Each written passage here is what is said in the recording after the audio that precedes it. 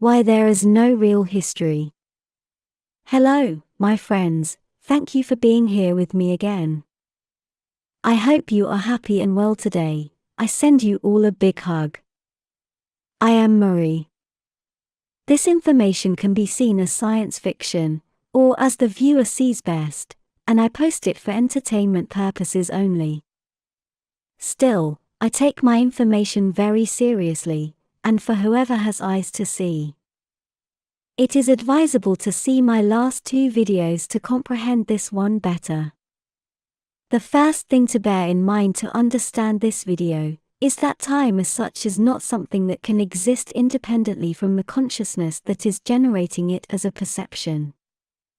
Time does not exist, or only as an illusion, and as the result of the very act of being conscious and aware.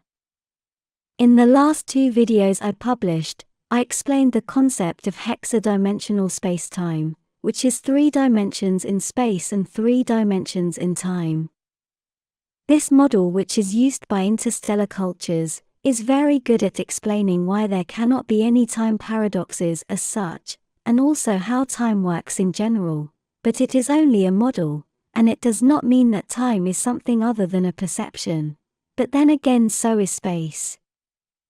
So ultimately, all time and space, be it in the traditional 4-dimensional time-space model used on Earth, or in the hexadimensional, or 6-dimensional, model used by interstellar cultures, are nothing other than perceptions, and tricks of mind and consciousness, designed to give a soul with a strong connection to Source, an experience based on limits and on the perception of being finite. I will approach the reason why there is no real history as such, from a more metaphysical point of view first. If time is not something independent of who is perceiving it as the result of their mere act of being aware, then there cannot be a time frame, set duration, or a time sequence outside the awareness of who is generating it as a perception. The reason why there is a history or past is because of 3 interrelated things. Because we have a memory of what we experienced before the now, because we live the consequences of past actions, ours and of others, and because we are told there is one. We think that there was a past, which is a group of situations that once occurred, because we assume that the universe and its time work as we perceive it ourselves, and yes, from our particular point of attention, from our point of view it does work as we perceive it, but then again, that is only perception, and it does change from subject to subject, therefore it is not a unified quality, or attribute of the universe. It is only when a like-minded group of points of attention, I mean individuals, hold perception agreements when something based on perception becomes collectively accepted as a reality, but it will not be a universal one. Everything that exists holds a consciousness one way or another, even a rock, or a grain of sand, holds some kind of primitive awareness, and are also points of attention of Source, or else they wouldn't even exist. But here for my point, I am only referring to the points of attention of consciousness we consider to be people. If there is no one to perceive the duration of time, then there cannot be any time as such, therefore, the concepts used on Earth which use timeframes calculated in thousands, or in millions of years, make no real sense, and they become only an abstract calculation, accepted as an agreement, by a group of people, who think of themselves as scientists, but only because their culture has agreed to license them for that task.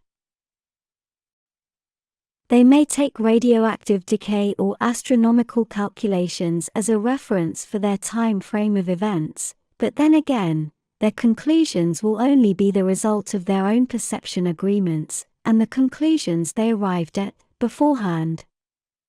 And those perception agreements are based on what they call science and the scientific method, which is heavily controlled by the powers that be, and this is a very important point to remember here.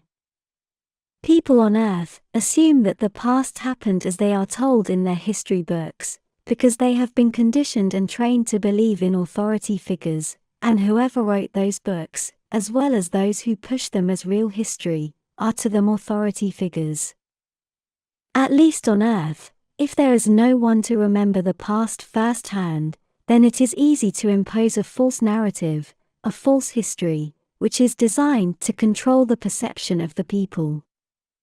If there is no one left today to perceive firsthand the duration of a decade in the 1700s, people living now only assume that it should be as they perceive a decade now.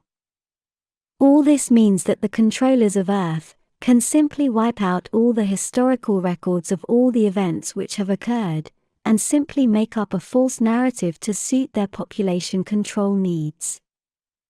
And all the evidence we have indicates that this is exactly what is happening on Earth. All valuable historical evidence, be it in the form of written text, archaeological places, or buildings with historical value, as well as artifacts of all kinds, are being expunged from the public, making them unavailable for non-cabal-sponsored researchers, and for the general public, and this is not new as it has been going on for a very long time, as the destruction of the Alexandria Library testifies.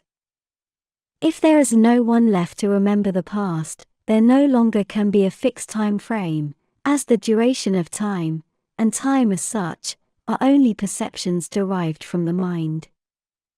Erase a people's history and you can do whatever you want with them, as they lack a concrete identity, and without one, people become vulnerable and insecure, easy prey to whoever makes up one for them, by implanting ideas in their minds which make them easily exploitable. This is the main purpose of all resets on Earth, because if they erase the collective real past, they can impose on them whatever false narrative which suits the needs of the ones in power. All events which happened before the group of people who are alive now on Earth cannot be placed in a time frame which is congruent by itself, as all those events only exist in historical records which are heavily manipulated at best, although most of them are completely fabricated. My point is that if there is no one to generate the perception of time and its duration, then the only way to assume any kind of chronology would be based on historical documents and records, and whoever controls them, controls the perception of time of the past, and its sequence, and this is the case with Earth. As I explained with the hexadimensional spacetime model, there is no fixed place in the past which can be observed from the future. We can never go back to the exact same moment and location of any historical event, as time would have also moved in the other two of its 3 dimensions, with this always creating an alternative version of such a historical moment.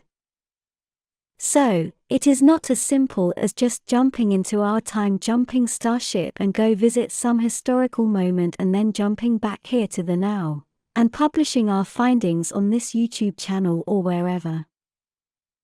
Yet, with the limited observations coming from time-jumping starships, who have visited Earth's past, and also connecting the dots with the information that is readily available to the greater public on Earth, especially in recent years, we can come to certain conclusions.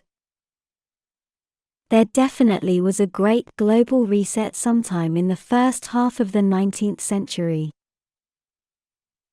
We have concluded that there was an advanced global civilization before that time, which many researchers on Earth call Tartaria, although we see it differently, because we have concluded that Tartaria was a powerful nation or region which was based in what is now central Russia, towards the south part of Siberia, and which extended all to near the way to present-day Moscow to the west, and to the east it may have gone as far as today's Alaska and the Yukon Territory. To the south it may have gone as far as central China, and with the Himalayan mountains as some kind of geographical frontier. And to the north with the pole as a boundary, connecting with the territory of Hyperborea. Where we differ with most Tartaria researchers is that we do not think it was the name of a global civilization, as it was only the name for this region specifically, although its influence was global, the same way as modern society and culture on Earth is also global, yet it does not bear one definitive name. One of the clues to this is the proliferation of very elaborate, and very similar architecture all over the world, which is attributed to mid-19th century construction. How far back in time did Tartaria and its global influence existed on Earth is unknown, but our best data indicates that it coexisted with the so-called Middle Ages in Europe, in a way where when the Tartarians were flourishing, in Europe they were under the retrograde repression of the Catholic Church in Rome. Our evidence indicates that classic Rome and Greece flourished at the end of the Egyptian Empire, and then transitioned right into the higher part of the so-called Middle Ages and the Renaissance, which by its very name indicates the resurgence of another society after the latest reset, which would be the so-called fall of Rome, although we know that Rome did not fall, as it simply transitioned into today's Vatican-controlled structure. And where the greater part of the Middle Ages simply did not exist as such. We have compelling and extensive evidence that indicates that events which took place in any period, but especially in the lower part of the Middle Ages, were either made up as flat manipulative lies, or were set in a different sequence and chronology, as to give the perception of a much greater length in time. In other words, they stretched the events so they would fill up their false chronology, sequence of events. So it looks like Egypt was reset into the Greater Roman Empire, which then was reset into a greater global culture, which included Tartaria as a cultural power point in it, and which in turn was reset into modern-day society, at some time at the beginning of the 19th century. The reset points we see are the fall of Egypt with the burning of the Alexandria Library, which was used to confiscate and erase the past, as it was the greatest document holding place outside Rome itself. This moment includes the fall of Cleopatra as the last Egyptian queen, and her handling of Egypt to the cabal in Rome. Then the Roman Empire would transition into the Middle Age concept of the Vatican controlling everything, where the Pope essentially is the Caesar, but with another name, which in turn coexisted and transitioned into the greater global-wide culture which included Tartaria. And then when Tartaria and its global inhabitants became too knowledgeable and wise, it was reset and destroyed at the point of the Napoleonic Wars, and their struggle against Russia, and also during the period of the so-called Industrial Revolution. It is also here where the two greatest wars of the 20th century were also used to erase the memory of such a vast and rich global society, by using the systematic bombing of historical cities in Europe. As you can notice, I'm only giving vague dates as a reference, because time as such cannot be calculated outside the time frame of the perception of whoever is experiencing it. This subject will continue. Thank you for watching my video, and for liking, sharing and subscribing. I appreciate it a lot. And I hope to see you here next time. Take care. With much love, your friend, Mari Swaruu.